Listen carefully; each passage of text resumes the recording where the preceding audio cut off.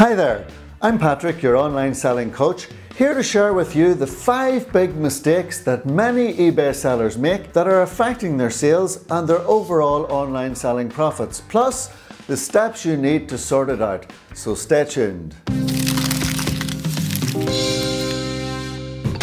Today's mistake: not dealing with negative feedback properly. Customer feedback is very important on eBay and can affect your performance as a seller both positively and negatively, depending on the comments you get, so we must take it seriously. Buyers want to feel they can trust a seller, and if you have a considerable number of negative reviews or feedback, they might even be put off purchasing your product altogether. Nobody likes neutral or negative feedback, but the good news is we can deal with it, and I'm going to show you how to do just that in the fastest and simplest way possible. There are 2 scenarios. You can request a feedback revision if a buyer initially left negative feedback, but you as a seller go on to resolve the issue with them. Or secondly, you can ask eBay for factually incorrect comments left by the buyer to be removed. Someone leaves neutral or negative feedback. Let's take a look at what we have to do in 5 simple steps. Step 1.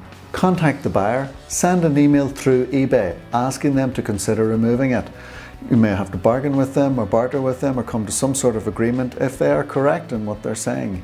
Okay, so when we want to request feedback revision from the buyer, we can just go to the help and contact section, and we are the ones selling, and we go to feedback, and we can appeal that,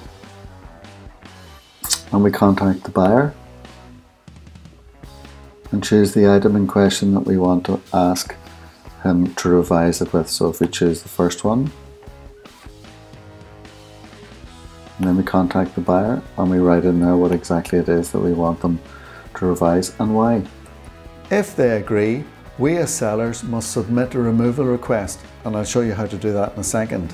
Once the buyer agrees to revising the feedback, then you can go and submit the feedback a removal request. So you go to your own feedback, and then you can click on the feedback forum and request the feedback revision. And in this case, it would bring up what items are eligible for revision. I don't have any at the moment, but you are allowed, I think it's 5 requests for every 1,000 comments made in the last 12 months. The buyer has 10 days to approve it. So send an email to thank them for considering it and to encourage them to go on and approve it. When they do approve it, it is done, sorted. If you are a busy eBay seller and sending out over 100 parcels a day, you might easily take your eye off the ball when it comes to customer reviews, and you may notice after some time that you've received negative feedback that wasn't your fault or was unwarranted. If they have left inaccurate feedback, you can have it removed. eBay doesn't want to see seller performance ratings negatively affected because of inaccurate or unjust criticism. And let me show you how. So if we want to request that a piece of feedback is removed automatically by eBay, then we contact the help section. We are the ones selling. We go to the negative and we want it actually removed. So in this case, then we report it to eBay. We select the seller and the item, continue, and then we choose one of the reasons. If the reason is not there, you can just click these options and provide the comments and submit, and you're done.